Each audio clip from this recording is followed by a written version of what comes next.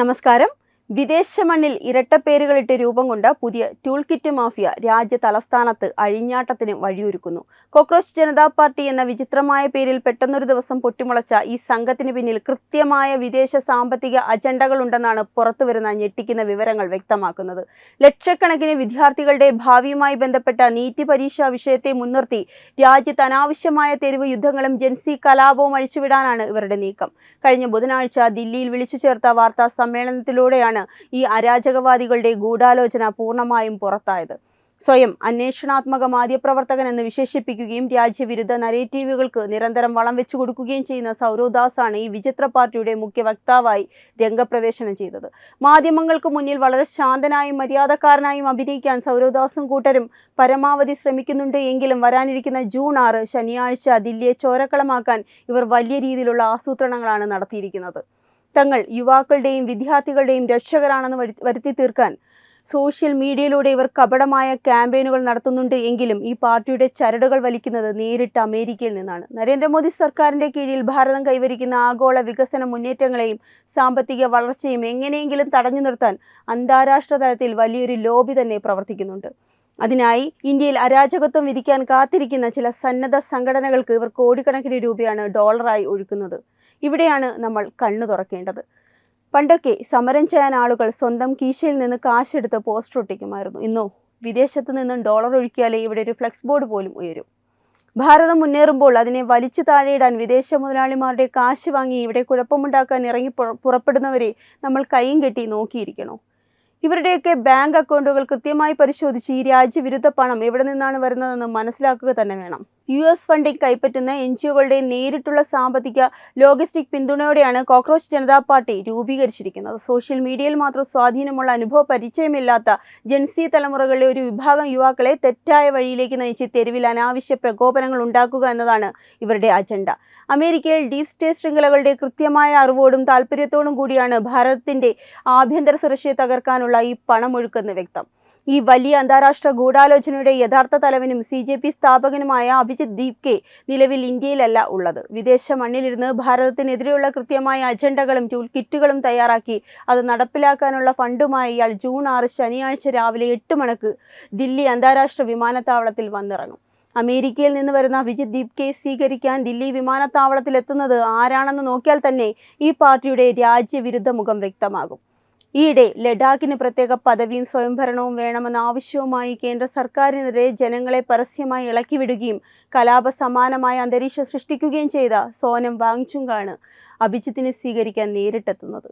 രാജ്യത്തെ വിഭജിക്കാൻ നോക്കുന്ന വിഘടനവാദ ചിന്താഗതിക്കാരും വിദേശ ഫണ്ട് കൈപ്പറ്റി ജീവിക്കുന്ന ടൂൾ കിറ്റ് മാഫിയകളും തമ്മിലുള്ള അവിശുദ്ധ കൂട്ടുകെട്ടാണ് ഇതിലൂടെ ജനങ്ങൾക്ക് മുന്നിൽ പരസ്യമായിരിക്കുന്നത്. വിമാനത്താവളത്തിൽ നിന്ന് ഇവർ നേരെ വലിയൊരു അരാജകത്വത്തിനാണ് രാജ്യ തലസ്ഥാനത്ത് ആഹ്വാനം നൽകിയിരിക്കുന്നത്. ഇവിടെയാണ് വലിയൊരു ചതി ഒളിഞ്ഞിരിക്കുന്നത്. ഈ സോനം വാങ്ചുക്കിന്റെ ലഡാക്ക് സമര നാടകങ്ങൾ നമ്മൾ കണ്ടതാണ്. സമാധാനത്തിന്റെ വെള്ളരിപ്രാവുകളായി ചമഞ്ഞ് ഒടുവിൽ വിഘടനവാദത്തിന്റെ കനലുകൾ ഒളിപ്പിക്കുന്ന ഇത്തരം ആളുകൾ ഒത്തുചേരുമ്പോൾ നമ്മൾ ശ്രദ്ധിക്കേണ്ടതാണ്.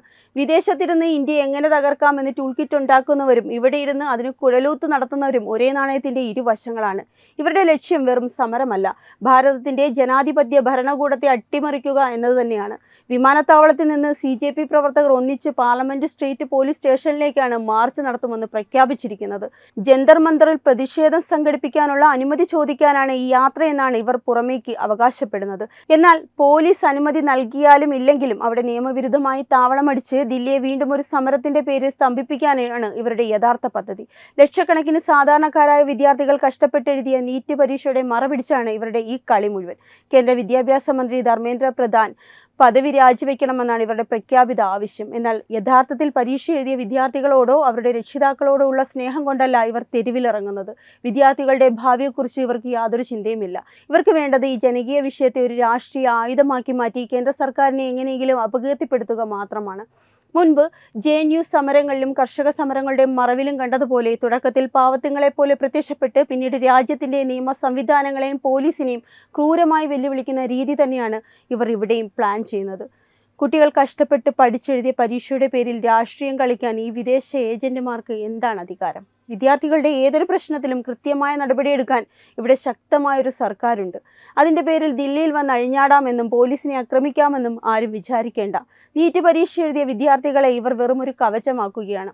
വിദേശ പണത്തിന്റെ കൊഴുപ്പിൽ ഡൽഹിയിൽ പുതിയൊരു സമരാഭാസത്തിന് മാറ്റുകൂട്ടുന്ന ഇത്തരം കപട ബുദ്ധിജീവികളുടെയും രാജ്യദ്രോഹികളുടെയും യഥാർത്ഥ മുഖം ഭാരതത്തിലെ ജനങ്ങൾ ഇതിനകം തിരിച്ചറിഞ്ഞു കഴിഞ്ഞു. രാജ്യത്തിന്റെ സമാധാനവും പുരോഗതിയും തകർക്കാൻ വിദേശ ഫണ്ടുമായി വരുന്ന ഒരു കോക്രോച്ചിനെയും വെറുതെ വിടാൻ ഭാരതത്തിലെ ജനങ്ങളും ശക്തമായ കേന്ദ്ര സർക്കാരും തയ്യാറല്ല. ഇന്ത്യയിൽ മുൻപും വികസന പദ്ധതികൾ മുടക്കാനും ജനാധിപത്യ സർക്കാരുകളെ സമ്മർദ്ദത്തിലാക്കാനും വിദേശ ഫണ്ട് ഉപയോഗിക്കപ്പെട്ടു. കുടംകുളം ആണവ നിലയ വിരുദ്ധ സമരം മുതൽ സമീപകാലത്ത് രാജ്യ തലസ്ഥാനത്തെ മാസങ്ങളോളം തടവിലാക്കിയ കർഷക സമരങ്ങളുടെ മറവിലുണ്ടായ അക്രമങ്ങൾ വരെ നമ്മൾ കണ്ടതാണ്.